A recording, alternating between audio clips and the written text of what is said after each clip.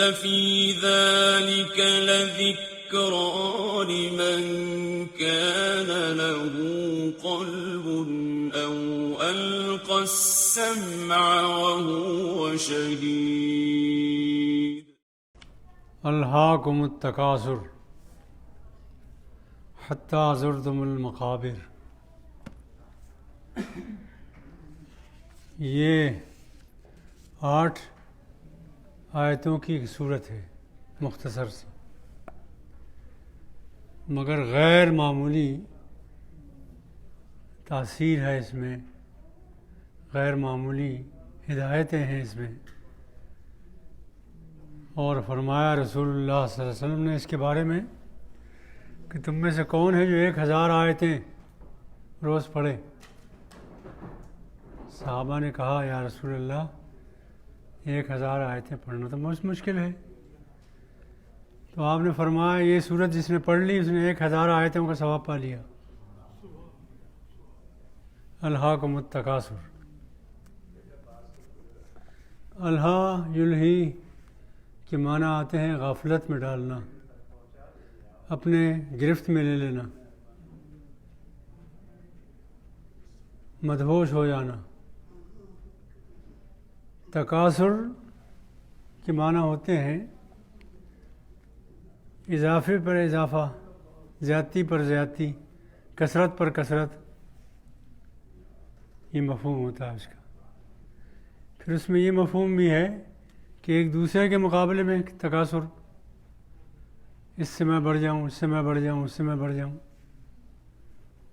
پھر یہ ہے کہ اس تکاثر پر اور بڑے ہونے پر فخر کرنا کہ میں فخر کر رہا ہوں کہ میں تو اس سے زیادہ دولت رکھتا ہوں، اس سے زیادہ بڑا اقتدار ہے میرا، اس سے زیادہ بڑی شہرت ہے میری. یہ تکاثر ہے. پھر تکاثر کا لفظ عام ہے، اس میں دولت بھی ہے، صلاحیتیں بھی ہیں، نعمتیں بھی ہیں، اقتدار بھی ہے، اولاد بھی ہے. ہر چیز میں اضافہ انسان سوچتا ہے. یعنی وہ ایسا ڈوب جاتا ہے اس دنیا میں کہ یہیں کی باتیں سوچتا رہتا ہے. اور بڑی بات تو یہ ہے کہ اس زندگی کے بعد جو دوسری زندگی ہے وہاں کی کامیابی اصل کامیابی ہے. تو یہ بات اتنی چھا جاتی ہے اس کے ذہن و فکر پر، اتنی غالب آ جاتی ہے کہ وہ بات بالکل بھول جاتا ہے، حالانکہ وہ زیادہ اہم ہے. اس اہم بات کو بھول جاتا ہے، اس میں لگ جاتا ہے. اور یہ سورہ حدید میں ہے، اعلموا انما الحیات الدنیا لعب ولہو وزینۃ وتفاخر. اے لوگوں سنو، سمجھ لو کہ دنیا کی زندگی کیا ہے. فرمایا دنیا کی زندگی لہو و لعب ہے، کھیل کود ہے، زینت و تفاخر ہے، ایک دوسرے پر فخر جتانا ہے. تکاثر ہے فی الاموال والاولاد، اولاد میں اور مال میں، کس کے پاس زیادہ اولاد ہے، کس کے پاس زیادہ. یہ اولاد والی بات یہ تھی کہ عرب میں قبیلے جس کی اولاد نرینہ زیادہ ہوتی تھی اس کی طاقت زیادہ ہوتی تھی، وہ سردار ہوتا تھا، قبیلے پر اس کا اثر پڑتا تھا. اس زمانے میں کثرت اولاد پر بھی لوگ فخر کرتے تھے، بتاتے تھے کہ میری اتنی اولاد ہے، میری اتنی اولاد ہے. اب اس پر فخر کرتے ہیں کہ 2 ہی ہیں. الٹا ہو گیا نا، معیار زندگی بڑھتی چلی گئی، اولاد کی کثرت ختم ہوتی چلی گئی. فرق ہو گیا سوچنے میں. اس وقت یہ تھا کہ فی الاموال والاولاد، کثرت اولاد پر بھی فخر کرتے تھے لوگ. تو فرمایا الہاکم التکاثر، تمہیں الجھا رکھا ہے، غفلت میں ڈال رکھا ہے اور بے سوچ سمجھ بنا رکھا ہے اس کثرت کی ہوس نے. یہ جو ہوس ہے کثرت کی، نبی صلی اللہ علیہ وسلم نے فرمایا کہ یہ انسان کا معاملہ یہ ہے کہ دو پہاڑوں کے بیچ میں جو وادی ہوتی ہے خالی جگہ، وہ اگر سونے سے بھر دی جائے پوری وادی اور اسے انسان کو عطا کر دی جائے تو یہ وادیوں کی ایک وادی کے صبر کرنے کے بجائے دو وادیاں تلاش کرے گا کہ اور ملے اور ملے اور ملے، یہاں تک کہ موت اس کی منہ کو بھر سکتی ہے۔ موت کی مٹی، قبر کی مٹی، قبر تک یہ سوچتا ہی رہتا ہے، آخر وقت تک عمر کے آخری حصے میں ہوتا ہے لیکن سوچتا رہتا ہے کہ بڑھ جائے، کچھ بڑھ جائے، اضافہ ہو جائے۔ الہاکم التکاثر حتی زرتم المقابر، تم اسی میں پڑے ہوئے، اسی غفلت میں، اسی لاپرواہی میں اور اسی دھن میں لگے ہوئے ہو کہ مال بڑھے، اولاد بڑھے، یہ بڑھے، عزت بڑھے، عہدہ بڑھے، جائیداد بڑھے، اقتدار بڑھے، یہاں تک کہ تم قبر کا منہ دیکھو۔ قبر کی سرحد تک پہنچتے پہنچتے یہی فکر رہتی ہے تمہیں۔ کلا سوف تعلمون، یہ سب غلط ہے، تمہاری سوچ ٹھیک نہیں، جلد تم دیکھ لو گے۔ پھر بتاتے ہیں سب غلط ہے، جلد تم دیکھ لو گے۔ کیا دیکھ لو گے؟ موت آئے گی، سب نظر آنے لگے گا۔ آدمی کی آنکھ جب تک کھلی ہوئی ہے آخرت سے اس کی آنکھ بند ہے، آخرت نظر نہیں آ رہی۔ جس دن یہ آنکھ بند ہوگی اس دن یہ آنکھ بہت کھل جائے گی۔ فَبَصَرُكَ الْيَوْمَ حَدِيدٌ، آج تو تیری نگاہ بڑی تیز ہے، بڑی دور تک کا تجھے نظر آ رہا ہے، اس لیے کہ تیری دنیا کی آنکھ بند ہو گئی، موت نے تجھے تیری آنکھ بند کر دی، وہ آنکھ بند ہوئی تو یہ آنکھ کھلی۔ فَبَصَرُكَ الْيَوْمَ حَدِيدٌ، اور تیری نگاہ آج بہت تیز ہے، سب کچھ تجھے نظر آ رہا ہے۔ کَلَّا لَوْ تَعْلَمُونَ عِلْمَ الْيَقِينِ، اصل بات یہ ہے، اور یہ ہم سب پر عائد ہوتا ہے بھائی، اصل بات یہ ہے کہ دعویٰ تو ہے آخرت کا لیکن اس کا علم یقینی نہیں ہے۔ یقین اگر ہو، سوچئے، کبھی غور کیجئے، موم بتی جلائیے اور اس پہ 2 انگلیاں رکھیے، کتنی دیر رکھیں گے؟ 2 لمحے بھی نہیں رکھ سکتے، نہیں رکھ سکتے نا۔ جہنم کی بھڑکتی آگ اگر ان اعمال کا، بدعملیوں کا نتیجہ ہے، اس کا یقین 100% ہو جائے تو آدمی کیا کرے گا؟ یہ کرے گا ایسے جو کچھ سوچتا ہی رہ جائے گا کہ بھائی موت کل سامنے آنے والی، اور وہ موت ایسی رکھی ہے اللہ نے کہ اس کا کچھ پتہ نہیں کب آ جائے۔ ہر چیز کا وقت مقرر ہے لیکن موت کا اللہ کے علم میں ہے کتنا وقت ہے، کب موت آ جائے، کس وقت اللہ بلا لے، کچھ پتہ نہیں۔ اس کے باوجود انسان غافل ہے اس کی طرف سے۔ کسی اور کا کیا کہیں، اپنی بات ورز کرتے ہیں۔ قبر میں ہم نے دفن کیا اور اسی وقت یہ سوچ رہے ہیں، مردے کو دفن کیا، مٹی ڈال رہے ہیں اس پر، اور اسی وقت یہ سوچ رہے ہیں کہ بھائی فلاں جگہ کام ہے، فلاں جگہ جانا ہے، اس سے یہ وعدہ ہے، اس کے پاس یہ کام ہے، بازار سے یہ خرید کے لانا ہے، گھر میں یہ نہیں ہے، یہ سب سوچ رہے ہیں۔ گویا ہمارے لیے تو زندگی ہے، مرنا تو اسی کے لیے تھا جو مر گیا۔ یہ صورت حال ہے کہ علم یقین نہیں ہے، یقین کا علم نہیں ہے۔ ایک موہوم سی خواہش تو ہے، ایک موہوم سا تصور تو ہے، چونکہ سنتے چلے آ رہے ہیں باپ دادا سے کہ ایک دن مرنا ہے، آخرت ہے اور ایمان ہے اس پر، لیکن یہ کہ وہ یقین کامل جو انسان کی ذہن کو بدل دے، فکر کو بدل دے، عمل کو بدل دے، وہ نہیں ہے۔ کلا لو تعلمون علم الیقین، جلد تم، موت آئے گی تمہیں، موت کی سرحد پر پہنچتے ہی اس یقین کا علم ہو جائے گا تمہیں کہ یہ علم صحیح ہے، یقین ہے یہ، لیکن عین الیقین نہیں پیدا ہوگا۔ علم الیقین تو پیدا ہو جائے گا، یقین کا علم تو ہو جائے گا کہ سچا علم تھا، میرے پاس سچائی تھی، لیکن کل حشر کے میدان میں جب جہنم کو دیکھو گے تو عین الیقین پیدا ہوگا، آنکھوں دیکھا ہے یقین۔ اور ظاہر ہے کہ موسیٰ علیہ الصلاۃ والسلام کو اللہ تعالیٰ نے یہ خبر دی کہ جاؤ، تمہارے بھائی نے کے ساتھ جو لوگ تھے بنی اسرائیل کے لوگ، انہوں نے بچھڑے کی پوجا شروع کر دی ہے۔ غصہ تو انہیں آیا، لیکن دیکھا تو نہیں تھا نا۔ جب آئے وہ اور سامری کو دیکھا اور دیکھا کہ بچھڑے کی پرستش ہو رہی ہے تو ان کے ہوش اڑ گئے۔ علم تو وہاں ہو گیا تھا، علم الیقین، لیکن عین الیقین یہاں ہوا آگے۔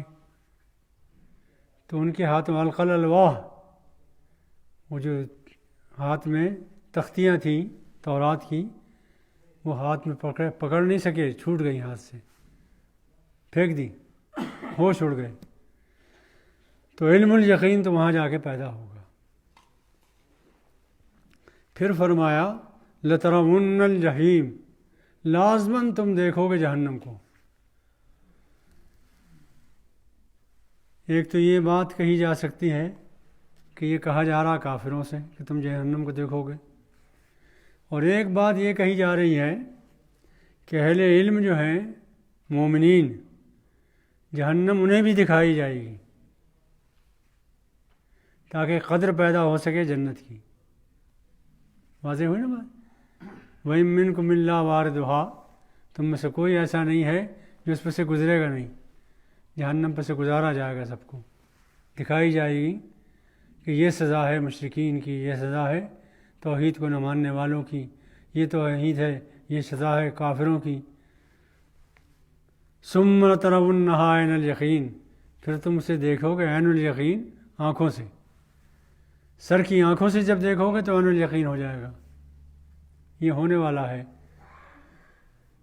اب عین الیقین تک، علم الیقین تک اس زندگی میں جتنا انسان پہنچ جائے اتنا ہی پکا عالم مومن ہے، وہ پکا مسلم ہے، وہ اس کا ایمان پختہ ہے، اس کا یقین پختہ ہے۔ اللہ تعالی ہم سب کو اس کا کوئی رمق عطا فرما دے، اس کا کوئی شمع عطا فرما دے، تبھی بیڑا پار ہو جائے۔ ثُمَّ لَتُسْأَلُنَّ يَوْمَئِذٍ عَنِ النَّعِيمِ، پھر اس دن تم سے پوچھا جائے گا ایک ایک نعمت کے بارے میں۔ اور نعمتیں کتنی ہیں؟ اس قدر نعمتیں اللہ تعالیٰ نے دی ہیں کہ اپنے آپ کے جسم میں جو نعمتیں اللہ نے دی ہیں، جو کار فرمائیاں ہیں، اس جسم کے اندر کچھ کا تو ہمیں علم ہے، کچھ اب کا علم ہوا ہے، کچھ کا علم ہی نہیں ہے۔ ایسی خوبیاں پیدا کی ہیں اللہ تعالیٰ نے اس جسم میں، اتنی صلاحیتیں پیدا کی ہیں۔ کچھ صلاحیتوں کا علم ہو گیا، ترقی کی انسانیت نے، انسانوں نے، کچھ صلاحیتوں کا ابھی تک علم ہی نہیں ہے کہ اور کیا کیا کارنامے ہم انجام دیں گے۔ ایک ایک نعمت کے بارے میں سوال ہوگا۔ نبی صلی اللہ علیہ وسلم ایک مرتبہ ابو بکر و عمر سے کہنے لگے ابو الحسم کے باغ میں چلیں گے، ایک انصاری صحابی تھے، ان کے باغ میں چلیں گے۔ گئے، انہوں نے لا کر ایک خوشہ تھوڑا کھجور کا اور لا کے خوشہ رکھ دیا سامنے، ٹھنڈی چھاؤں میں سائے میں بیٹھے تھے نبی صلی اللہ علیہ وسلم، ٹھنڈا پانی لائے، ٹھنڈی ٹھنڈی کھجوریں تھیں، کھائیں، مزیدار معلوم ہوئیں۔ ان سے پوچھا یہ تم گچھا کورا اٹھا لائے، کھجوریں توڑ کے کیوں نہیں لائے؟ تو کہنے لگے یا رسول اللہ میں نے یہ سوچا کہ چھانٹ چھانٹ کر کھائیں گے آپ، خود توڑ توڑ کے تو مزہ زیادہ آئے گا۔ تو اللہ کے رسول نے فرمایا اس ٹھنڈی کھجوروں کا بھی حساب ہوگا، اس ٹھنڈے پانی کا بھی، نعمت کا بھی پوچھ ہوگی، اور اس ٹھنڈی کھجوروں کی بھی باس پرس ہوگی کہ یہ اللہ نے تمہیں یہ نعمتیں دی تھیں، تم نے حق ادا کیا اس کا کہ نہیں ادا کیا، یہ پوچھا جائے گا۔ اور اسی ذیل میں مفسرین نے ایک حدیث نقل کی ہے، اسے بھی سن لیجئے۔ حدیث یہ نقل کی ہے، لا تزول قدم ابن آدم من عند ربی، ہر آدمی اپنے رب کے سامنے پیش ہوگا قیامت کے دن، اور وہ قدم ہٹا نہیں سکے گا رب کے سامنے سے جب تک 5 سوالوں کا جواب نہ دے لے۔ 5 سوال لازماً ہر شخص سے ہوں گے۔ اللہ تعالیٰ سے دعا کیجیے کہ ان 5 سوالوں کا صحیح جواب دینے کی اللہ توفیق عطا فرمائے۔ ویسے پرچہ تو ملتا ہے امتحان گاہ میں نا، دیا ہوں گے امتحان آپ نے، امتحان گاہ میں پہنچنے کے بعد پرچہ ملتا ہے اور اس کا بھی وقت ہوتا ہے۔ یہ پرچہ پہلے سے آؤٹ ہے، پہلے سے معلوم ہے، نبی نے بتا دیا ہے۔ پھر زندگی دی، صلاحیتیں دی، وقت دیا، ہوش دیا، سمجھ دی، عقل دی کہ حل کرو بھائی، پوری زندگی حل کرتے رہو۔ بہت عجیب امتحان ہے یہ، پرچہ پہلے سے آؤٹ، صلاحیتیں سب دے دیں، پرچہ حل کرنے کی جتنی قوتیں ہو سکتی ہیں، جو کوششیں ہو سکتی ہیں، سب کے مواقع دے دیے اور کہا تیار کر کے لاؤ۔ پہلا سوال ہوگا عن عمرہ فیما افناہ، بہترین جسم، بہترین روح، بہترین صلاحیتیں، بہترین زندگی دی تھی، کہاں صرف کی، کہاں کھپائی، کہاں لگائی؟ یہ پہلا سوال ہے۔ مولانا جامی رحمۃ اللہ علیہ دمشق کی جامع مسجد میں نماز پڑھنے جا رہے تھے، تو راستے میں انہوں نے دیکھا کہ ایک برف بیچنے والا آواز لگا رہا ہے، رحم کرو اس تاجر پر جس کا سرمایہ پگھل رہا ہے۔ برف پگھل رہی ہے نا، رحم یہ ہے کہ جلدی خرید لو ورنہ پگھل جائے گا اس کا سرمایہ۔ رک گئے امام مولانا جامی صاحب، رک گئے وہاں، بہت دیر تک سوچنے لگے کہ یہ عجیب بات کہہ رہا ہے، اس کا سرمایہ پگھل رہا ہے، میری عمر بھی پگھل رہی ہے، آج میں اتنی عمر کا ہو گیا، میں نے کیا کیا، میرا سرمایہ بھی پگھل رہا ہے۔ عمر بھی برف کی طرح پگھلتی ہے، جو دن گزر گیا اسے واپس لا نہیں سکتے، ایک لمحے کے لیے روک نہیں سکتے کہیں، بہرحال عمر گزر رہی ہے، وقت گزر رہا ہے، روک نہیں سکتے اور نہ واپس لا سکتے ہیں، جو گزر گئی گزر گئی۔ مگر اس کی ایک ایک لمحہ، ایک ایک منٹ قیمتی ہے نا، کسی کام میں گزرنا چاہیے، غفلت میں گزر جاتی ہے۔ اس زندگی کے بارے میں سوال ہوگا کہ اتنی بہترین انسانیت دی تھی، انسان بنایا تھا، جانور بناتے تو عقل بھی نہ ہوتی، عقل دی اللہ نے، سمجھ دی اللہ نے، فکر دی اللہ نے، پھر کیا کیا نعمتیں دی ہیں، ذائقہ چکھنے کی نعمت دی ہے، دیکھنے کی اچھی چیز دیکھنے کی نعمت دی ہے، آنکھ دی ہے، اچھی چیزیں سننے کی نعمت دی ہے، بے پناہ نعمتیں دی ہیں۔ پھر ایک اور خوبی یہ ہے کہ کسی جانور میں، کسی مخلوق میں یہ خوبی نہیں ہے، یہ کسب سے، محنت سے اپنی صلاحیتوں کو بڑھاتا چلا جاتا ہے۔ آپ 5ویں درجے میں جب تھے، 7 سال کے تھے، 5ویں درجے کے لائق تھے نا، پھر آپ نے ایم اے کیا، پھر پی ایچ ڈی کیا، صلاحیتیں بڑھا رہے ہیں اپنی، سطح زندگی بھی بڑھ رہی ہے، صلاحیت بھی بڑھ رہی ہے۔ یہ موقع بھی اللہ نے دیا آپ کو کہ علم بڑھائیں، ترقی کریں، اس پر صلاحیتیں بڑھائیں، تجربہ بڑھائیں، ان سب نعمتوں کے بارے میں باس پرس ہوگی۔ حد یہ ہے کہ دین کے لیے عقل استعمال کی یا نہیں، سوجھ بوجھ استعمال کی یا نہیں، ہر چیز میں استعمال کرتے ہو، کھانے میں، پینے میں، کاروبار میں، اس میں دین کے بارے میں لوگ کہتے ہیں کہ صاحب ہم تو صاحب جانتے نہیں، کیا کریں، مولانا سے پوچھ لیں گے، مولوی صاحب سے پوچھ لیں گے، ہم نے تو کچھ پڑھا ہی نہیں بھائی، کیوں، کس نے منع کیا ہے پڑھنے کو؟ حالانکہ اللہ تعالیٰ نے تو کہا کہ دین سمجھو جانو تب عمل کر سکو گے، اور فریضۃ علی کل مسلم و مسلمہ، دین کا بنیادی علم تو ہر مسلمان پر جانا ضروری ہے۔ وہ مولانا سے پوچھ لیں گے، علم دنیا حاصل کرنے کے لیے کوشش کریں گے، یہ صحیح نہیں بات۔ یہ بھی بات ہے کہ بھائی اس کو بھی سیکھو، یہ تمہاری ضرورت ہے۔ تو بے پناہ نعمتیں اللہ تعالیٰ نے دی ہیں اس زندگی میں، اس کے بارے میں سوال ہوگا۔ پھر زندگی کا ایک حصہ ایسا ہے جس میں آدمی کے بڑے ارادے ہوتے ہیں، بڑے عزائم ہوتے ہیں، بڑے حوصلے ہوتے ہیں۔ کسی کا سیاسی ذہن ہے، وہ سوچتا ہے کہ میں ملک کا صدر بنوں گا۔ کسی کو طاقت اپنے اندر پیدا کرنا ہے کہ میں پہلوان بنوں گا۔ کسی کو دولت جمع کرنا ہے، وہ اس کی سوچ رہا ہے۔ یہ سب جوانی میں ہوتا ہے۔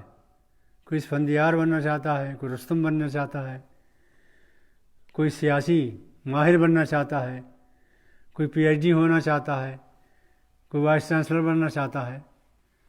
فَأَنْ شَبَابِهِ فِي مَا أَبْلَاهُ، تم نے جوانی کی اس مدت میں جو صلاحیتیں تھیں کام کرنے کی، قوتیں تھیں، اس میں صرف دنیا ہی سوچتے رہے یا دین بھی سوچا؟ دین کے بارے میں بھی سوچا کہ دین میں لگائیں گے اپنی صلاحیتیں، بہتر سے بہتر آدمی بنوں گا، بہتر سے بہتر عالم بنوں گا، دین کو زیادہ جانوں گا، دین کا زیادہ عمل کروں گا، یہ تو سمجھ۔ تو دو باتیں، ایک زندگی کے بارے میں پوچھ، پھر خاص طور پر جوانی کی زندگی کے بارے میں پوچھ۔ دو سوال تو زندگی کے بارے میں ہو گئے، ہے نا؟ دو سوال مال کے بارے میں ہوں گے۔ مال کہاں سے کمایا، سورسز کیا تھے کمانے کے، حلال ذرائع تھے یا حرام ذرائع تھے، یہ سوال ہوگا۔ اس لیے کہ حرام روزی اگر پیٹ میں پہنچ رہی ہے تو کوئی عبادت قبول نہیں، کوئی نیکی قبول نہیں۔ نبی صلی اللہ علیہ وسلم نے فرمایا ایک شخص آئے گا پیدل گھر سے چل کر، خانہ کعبے پہنچے گا، ملتزم کے پردے کو پکڑ کر چیخے گا، چلائے گا کہ پروردگار مجھے معاف فرما دے، پروردگار یہ قبول فرما لے، یہ قبول۔ انا یستجاب لہ، لیکن وہاں سے صدا نہیں آئے گی، اللہ کی طرف سے صدا نہیں آئے گی، کوئی جواب نہیں آئے گا۔ اس لیے کہ جس زبان سے یہ دعا کر رہا ہے وہ حرام کی روزی سے پلی ہے۔ جو جسم اس کے خون میں پل رہا ہے، دوڑ رہا ہے، وہ حرام کی کمائی کا ہے، کوئی حلال چیز نہیں ہے اس کے پاس۔ حرام کی کمائی سے جو جسم پلتا ہے اس کی کوئی بندگی، کوئی عبادت، کوئی نیکی قبول نہیں۔ اس لیے سورسز اپنے کمائی کے حلال ہونا چاہیے، اور کم پر اکتفا کرو لیکن حلال۔ وَأَيْنَ أَنفَقَهُ، مال کہاں سے کمایا، کن سورسز سے، اور خرچ کہاں کہاں کیا۔ 8 دن تک نکاح ہو رہے ہیں وہاں، نکاح کے مجلسیں کراچی میں 8 دن تک مجلسیں چلتی ہیں، قرض لیں، ادھار لیں، کہیں سے لیں، باجے گانے تاشے سب چل رہے ہیں، مسلمان ہیں۔ الہاکم التکاثر، تکاثر نے تباہ کر رکھا ہے۔ انکم ٹیکس میں بھی دو ہی باتیں ہوتی نا، سورسز کیا تھے، خرچ کہاں کیا، اللہ بھی یہی پوچھے گا، مال کہاں سے کمایا، کہاں خرچ کیا۔ اور آخری بات یہ، ماذا عملہ فیما علم، جو علم تمہیں حاصل تھا اس پر کہاں تک عمل کیا، جو علم حاصل تھا اس پر عمل کہاں تک کیا۔ تو ایک آسان سی بات تو یہ ہے کہ آدمی علم ہی نہ سیکھے، سوال ہی نہیں ہوگا، مگر ایسا ہے نہیں۔ اس لیے کہ یہ بھی فرض کیا اللہ نے، طلب العلم فریضہ علی کل مسلم و مسلمہ، ہر مسلمان مرد، ہر مسلمان عورت پر دین کا علم حاصل کرنا فرض ہے۔ تو وہ بھی ذرا مجبور کر دیا کہ بھائی سیکھو، ایمان پر چلنا ہے، اسلام پر چلنا ہے تو علم دین سیکھنا پڑے گا، علم تو سیکھنا پڑے گا نا، جاننا پڑے گا۔ ماذا عمل فیما علما، جو علم حاصل تھا اس پر کہاں تک عمل کیا، یہ 5واں سوال ہوگا۔ پرچہ آؤٹ ہے، مواقع حاصل ہیں، امتحان حال میں ہیں ہم سب لوگ، وسائل سب حاضر ہیں۔